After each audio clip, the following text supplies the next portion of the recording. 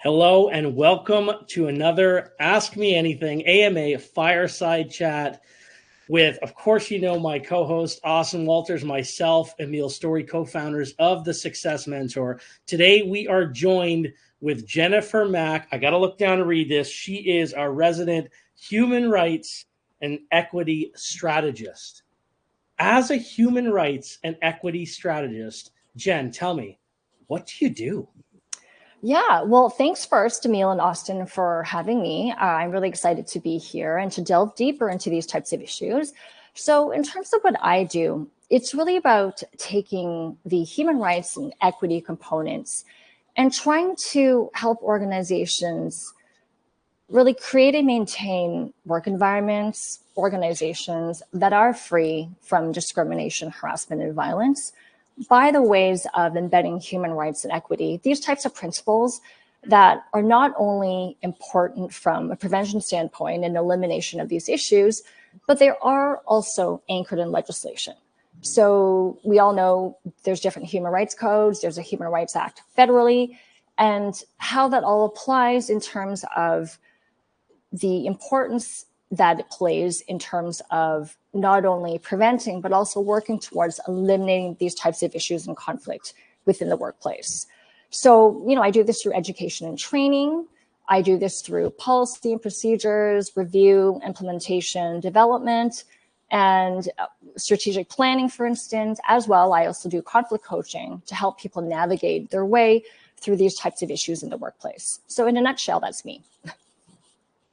That's fantastic. Yeah, and this is a space that I'm personally very passionate about. So I think we can go in a lot of different directions. I think we will go in a lot of different directions today. Yeah. I do think it's important that we talk about like inclusive leadership. It's important that we talk about being an ally.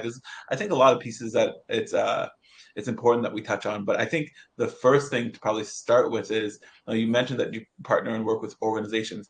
So Jen, can you kind of tell us what are the best organizations doing in this space? And then what are some of the gaps that you're seeing with, I'd say, organizations that have opportunities? Yeah, really, really important questions. I think that those questions cannot be more timely. So I think we have to take the current geopolitical climate into consideration when we talk about it and maybe build on that context. So at the very moment, I feel like as a whole, organizations that are continuing to go forward, push the needle forward, and really stick to their instincts as in, we do need human rights, we do need equity, because these will become foundational to workplaces that in the end have all different types of diversities.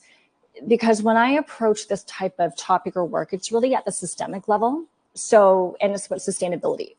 So I believe that those organizations that have not quit, they have not been convinced to just cancel or sort of sideline EDI, human rights.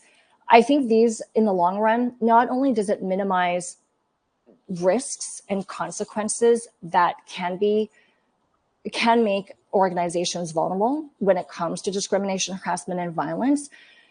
Emil, Austin, we've talked about this before, but it also opens the doors to set up a very strong foundation for a diverse workforce in every sense of the term. There's all these different identities that contribute to diversity, not just race, which I think there's a common misconception that diversity is just racial diversity, when in fact, there's all these other types of diversities. So I think right now, organizations are going to be ahead of the curve in terms of that element. But I would say organizations that maybe have fallen prey to, let's cancel these initiatives or let's scale them back. This is not only bringing risk to the organization as a whole, it's also, unfortunately, you're not protecting your employees. Because under, for instance, we're in Ontario, the Ontario Human Rights Code, in addition to the Occupational Health and Safety Act, employees by law are entitled to work in a workplace that is free from discrimination, harassment, and violence.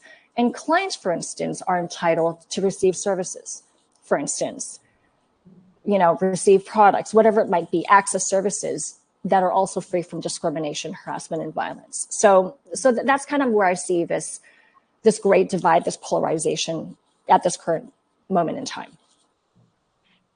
It's a solid, yeah, it's a solid Emil. answer. Solid answer. I mean, it's one of those things that, I think right now, especially to your point, we really need to, as a society, keep our finger on the pulse of. I want to get granular, a little bit more granular. Like we've sort of been on the outskirts.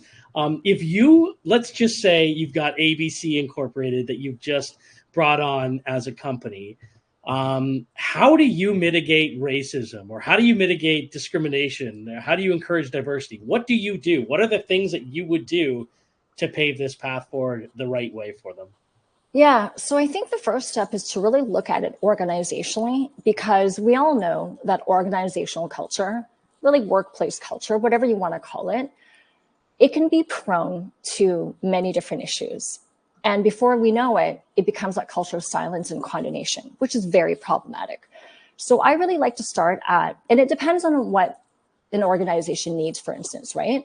But I think really, ultimately, strategically, we need to look at it from a strategic standpoint. Anything that's EDI and human rights related really should align back to someone's strategic planning, because if it doesn't, it's not going to be embedded. Secondly, I know, Emil and Austin, you've heard me go on about this over and over again, but really it has to happen at that systemic level. It cannot be superficial, because I feel that there's long held beliefs and misconceptions that EDI is just a bunch of fluff. It's just something that kind of floats around. It's a nice to have. It doesn't really do anything. But when in fact, what I mentioned earlier, it actually does have a legislative framework, and also that weight in terms of there are consequences, there are risks. So I think in saying that, it also has to be embedded into policies, procedures, processes, practices across the board, whether it's recruitment, whether it's program development, whether it's service delivery, it doesn't matter. It does cut across every aspect of an organization. And as a result, making a policy through a human rights and equity lens is not enough. It actually has to be enacted, has to be implemented actively. A lot of times people will create policies and they just sit there. It doesn't really do anything. So I think if there has to be an action to the plan. And further to that, we all know that this is not going to happen overnight. I see this as a toolkit where there's several different factors at play in terms of being on this path to having an equitable workplace that is free from these issues. So policies and procedures, education and training, ongoing education and training is very important. And not just at the onboarding stage. There are constantly different changes in legislation. There are constantly changes in patterns and trends and what discrimination, racism might look like, for instance, right? We take the COVID-19 pandemic, there was a spike in anti-Asian racism. So people need to understand what's going on, that there are consequences. I don't believe that it's enough to say, zero tolerance around racism, for instance, right? Whatever the issue is, but then there's no implications, it's not enforced. So really, I think it's great in theory to have these policies, procedures, whatever it might be, but the actioning part of it, that intentionality is really important in terms of the follow through. So I think at that systemic level, we have to think about all these different facets that fall into place, and they all have to be ongoing. Yeah, I completely agree with you. I think it's extremely important, and I guess I have a difficult question to ask here, and the question is this: where at the either employee level, the new hire level, or the person who is looking for a new company or is interviewing at companies, sometimes it's difficult to see culture from the outside in, and Correct. sometimes it's difficult to understand what is real versus what is performative. That's right? right. Obviously, given points in time, a lot of organizations have said a lot, but you That's don't right. know if it's real and meaningful, That's or right. it's just following what's happening in the world. Again, we think about organizations talking after George Floyd in 2020. We have to address anti-Black racism when we're talking about how do we support Indigenous communities, and everyone's putting up their hand. But again, we have to see what's real versus what is performative. So I guess the question is, as a talent, as an employee, as someone who's looking at organizations that Yep. they potentially want to work for, Yep. how do they, and how does that individual understand whether something is real, and Right. again, from the outside in, or performative in terms of Right. the culture or organization that they want to be a part of, or what they want to connect their brand to? Right. Yeah. And that's a great question, because I agree. You know, even today, there's so many stances that are taken, whether it's a solidarity statement, whether, oh, we support, you know, such and such a cause, where that's literally all it is, right? It's just lip service. It's people don't actually walk the walk. And it doesn't matter where it is, right? Whether we think about, you know, institution of, you know, post-secondary, we think about healthcare, it doesn't matter what it is, right? It's private, public, it cuts across the board. So I think, first of all, it's really good to do your research, because, you know, a lot of people have an EDI statement, right? It's this beautiful statement, but it's not connected back to anything. So I think one sort of telltale sign is take some time to do your research. Look at the annual report. What are the metrics? What did they put out as commitments? Did they follow through? You know, or do they have statistics to demonstrate it? Who's at the leadership level? Who's on the board? What do these people look like?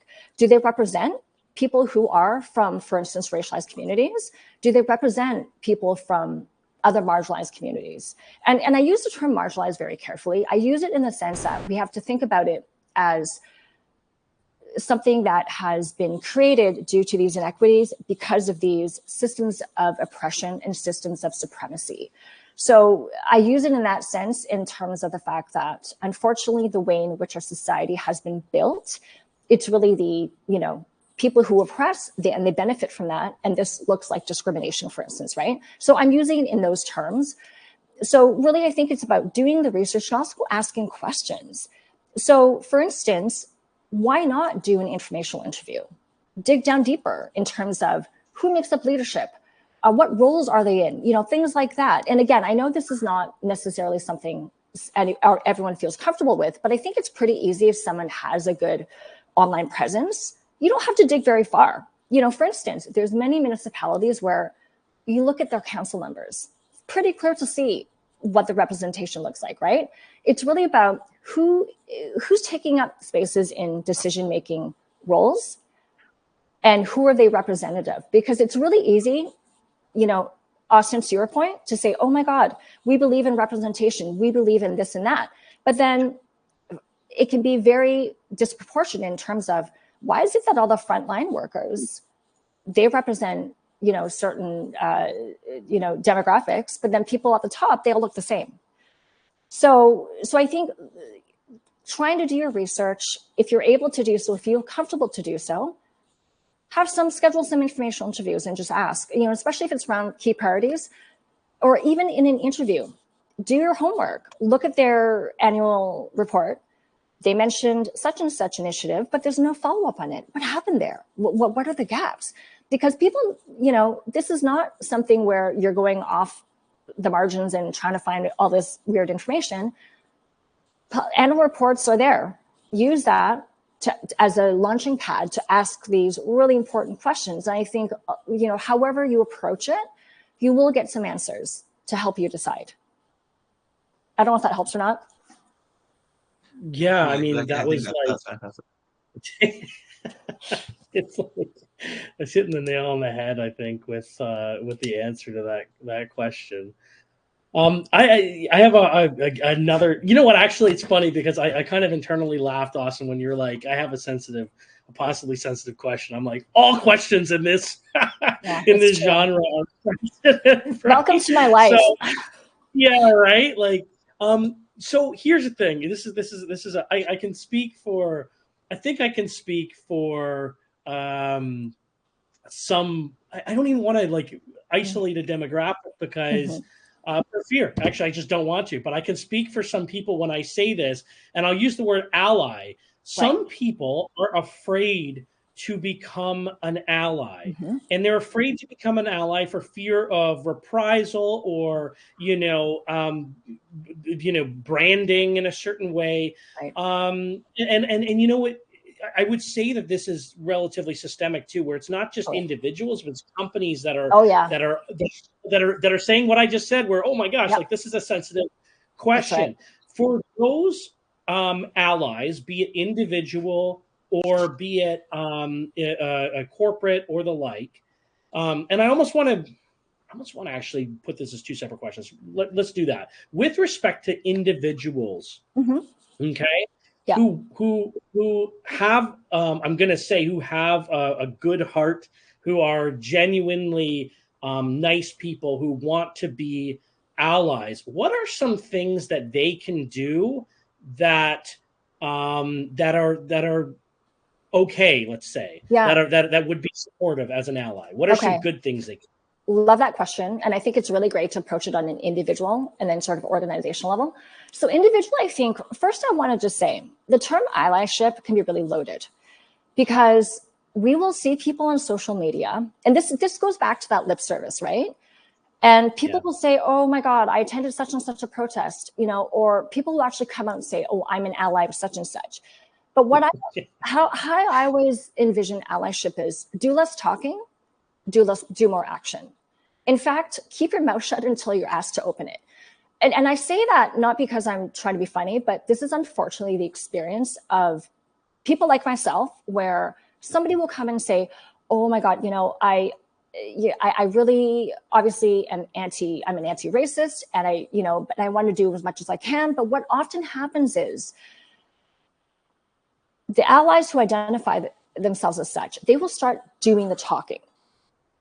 And when I use the term us, I use it very broadly. So they will do the talking. So really, I think a really good sort of piece of advice that I heard, I didn't make this up, obviously, none of this is original thought, in fact, is take your time to listen. I think to be an ally is really, first, take the step to listen, learn. And we will make mistakes along the way. And I think that's also part of the resistance to say or do anything, is the fear of saying the wrong thing. And then people will then say, oh my God, it's so PC. You know, that got the conversation, right? When in fact, that has nothing to do with it. Is take the time to listen, learn, and understand. Read up, you know, do your research. Read, you know, there's tons of resources out there now, right? Whether it's a book, it's a film, it's a podcast. Take that time. And that's ongoing, by the way. None of us have arrived. That's an ongoing experience for every single person out there. Secondly, I would say it's really about standing alongside, beside, or behind. And it's really about using your platform because you have power and privilege, whatever it might be. It doesn't have to be, for instance, a white person regarding racism. It could also be a man when it comes to gender-based violence, when it comes to sexism, when it comes to misogyny. We all have different levels of privilege, right? And we have to use that as a platform to say, look, I'm here when you need me. In the meantime, I'm going to sit here, I'm going to listen, I'm going to learn, and I'm going to be supportive by standing alongside you or standing behind you. So that's kind of, you know, how I see allyship, you know, as a whole. It does applies to any type of oppression we're talking about. Austin, I don't know what your thoughts are on that. Listen, I completely agree with you, and actually the question and the topic that I wanted to go next actually builds on that. So I think maybe we'll go into this because I think it almost takes like that next step. And right. Jen, you know, a friend of mine uses this quote, and I heard it for the first time maybe in 2018. I heard him say it, and it was like, I'm using this. I'm using this as a go forward. This is everything I'm gonna like use. Uh, and he often says, inclusion and inclusive leadership tables. It's not a nice to have. It's not a nice to do. It's a business imperative. That's right. Right. And when he said that, I was like, that makes a lot of sense because right now I find it was the time. It was then and it is now that people believe that there's inclusion and there's financial outcomes. That's right. For the business. And those are two different things. If you want to focus on financial outcomes, you don't focus on inclusion. If you want to focus on inclusion, it's going to reduce financial outcomes, but it's the right thing to do. And I completely disagree that they are separate. I believe that they're together because I believe that diverse leadership tables lead to better outcomes and financial outcomes. So I guess what I wanted to ask you was your thoughts in terms of how do we broach that conversation? How do we bring people along the path of understanding that inclusion is a business imperative and that it leads to better financial outcomes for businesses to put people in positions and give people opportunities and uh, uh, help and nurture talent to get to certain places. So, love to hear your thoughts in terms of um, how inclusion feeds into talent pipelining, how inclusion feeds into inclusive leadership, how does inclusion and diversity and mitigating racism feed into business success, because there'll be a lot of business leaders that listen to our call today and that are thinking, inclusion is the right thing to do. I sit on different boards. It's like a nice to do, but at the end of the day, I have to produce for my business. Right. I have to be that person that brings value from a production standpoint, because if my teams don't produce, I'm out the door. Well, inclusion is actually a part of that. Love to hear your thoughts.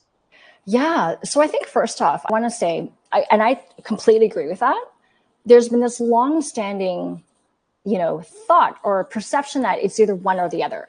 These roads don't meet, and in fact, they do. They intersect. And I first want to say this is not an issue of morality. This is inclusion, diversity, equity, human rights. This has nothing to do with how good of a person you are or an organization. It's not about your moral compass at all. I want to get that straight here. And when we think about inclusion, what's the opposite of inclusion? It's exclusion. And when we think about exclusion, whether it's excluding certain groups from getting through the door and then rising through the ranks, or when we think about it as we're going to exclude a specific demographic in terms of a clientele, you're missing out both ways. And I actually think it does, in my mind, when we think of an inclusion and we're opening up, you're broadening, you're casting a wider net. It doesn't matter whether it's talent, it doesn't matter if it's a client base. That actually makes good business sense.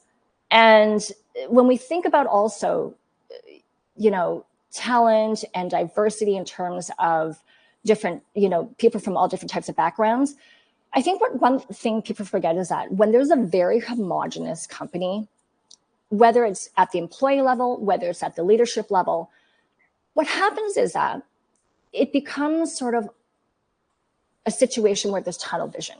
We're not thinking of more dynamic ways of doing things. We're not thinking about more creative ways of seeing something. We're not thinking of sort of that ingenuity in terms of even how to problem solve. But when we bring people together who have different, whether it's education training backgrounds, whether it's different training from different countries, different experiences, different lived experience, which I think is really important. All these different elements will ultimately lead to higher performing outcomes for an organization. And I would say the same for clientele. It goes hand in hand. Because if a clientele, not only is it, an employee, should I work there? I don't know if they're being genuine. The same goes for clients.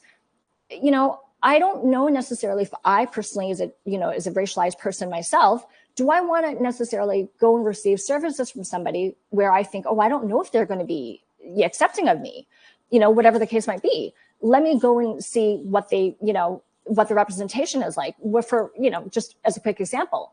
So I want to kind of bring that conversation to that hard evidence. And the great thing about what's going on lately is that there is a lot of hard and fast evidence. So I know this has come up a lot, but I'm going to use Costco as an example. So Costco has made a concerted effort, obviously with their shareholders, to continue to push the needle forward. They are not backing down because they know not only does it benefit their employee base, it protects their employees, but it also expands their clientele. So I think sort of at the end of the first quarter of this year, Costco gained something like, I think, 7.7 million customers. That's a lot of customers. And Target, for those who are following, Target really went on the other end of the spectrum in terms of retreating on all their EDI initiatives. And what did that happen? It created backlash. And consumers have power. And what's happened is that there's been boycotts against Target by Black and Latinx communities in the States. And as a result, they lost probably close to 5, or if not more than 5 million customers in that same quarter. So I think, and it's been out there. It's not just like, oh, we don't know why we lost them. These are actually the reasons why. So as a result, I think that's a really good example of how on a very large scale, we talk about, you know, Costco's a multinational, right? We can think about how, you know, intentional decisions can go far. So when it comes back to the workplace, I think when we are closing our doors, whether intentional or not, and I really want to bring up the notion of intentionality, is that when it comes to human rights, when we discriminate against certain groups, whether it's intentional or not, that employer is still on the hook. So it doesn't matter. It's like, oh, oops, we've been following this policy that was developed 70 years ago. But guess what? The people who are implementing the policy are not impacted. So we never thought to take a look and seeing if, you know, we're actually inadvertently discriminating against a certain group or group of people. So you know, so really sorry, Austin, in a kind of roundabout way, that's kind of where I see it going in terms of inclusion, is that it's not an add-on, it's not an afterthought, it's not a trend. It actually, and on top of that too, when we exclude, intentional or not, that is what discrimination can look like, right? We're also potentially violating not only our internal policies, but also the law. And when that happens, we open ourselves up to litigation, class actions, also reputational damage. Yeah, one thing, you know, I will like something like really resonated there, Jen. And I completely agree with you, and I think it's more so now than ever in the past that the power is in the hands of the consumer. That's right. Right? Where consumers now, they do have a moral compass, and they expect personalization and hyper personalization, and they expect the brands that they associated with, the brands that they buy, the brands that they connect to, have to align to what their moral character is, what they believe in, and what they resonate with. And if those brands don't align, they're going to move away from them, because currently they can go anywhere they want. Exactly. Big box stores, well, there's obviously there's certain ones, and then there's others. Well, they can go pick and go elsewhere to do business, right? People are more so aligned to the brands that they want to associate with, instead of, I need to go get XYZ at this specific place. Well, you know what? I can go anywhere to get it. I can choose to go where I want to go. So to your point, I think it's absolutely important that brands actually do have that character that actually aligns with their customers. And if they don't, and this is from an inclusion standpoint, or putting that stake in the ground and say, this is what we stand for. If they don't stand for that anymore, customers will move away from it. I think it's absolutely a great point. Yeah, you know, that's right. This is the thing. Whether you like it or not, I don't mean us, obviously we do, but whether you like it or not, talking to everybody else, you know, people, consumers are more thoughtful, are more sensitive, are more emotionally driven than they have ever been before. Right. And so topics like this are really important. And yes, Costco and Target are big companies, but you see it happening downtown Toronto even right now, insofar as there are a number of music venues, for instance, that can't get big names. I won't say them here for privacy and that, but you can look it up. There are big name music venues that have been operating for, you know, decades that aren't getting bands or artists booking with them right now because they don't align with some of their very publicly outspoken posts that are against certain demographics. We all know, like, you know, the Israel-Palestine conflict that, you know, that's big in the news now. We know obviously some of the racial connotations that have come up in the past. These are things that companies are erroneously outspoken about, and it's causing this backlash. Listen, Jen, it has been awesome spending the last 30 minutes with you. We are blessed to have your guidance and your counsel, and so is everybody else here.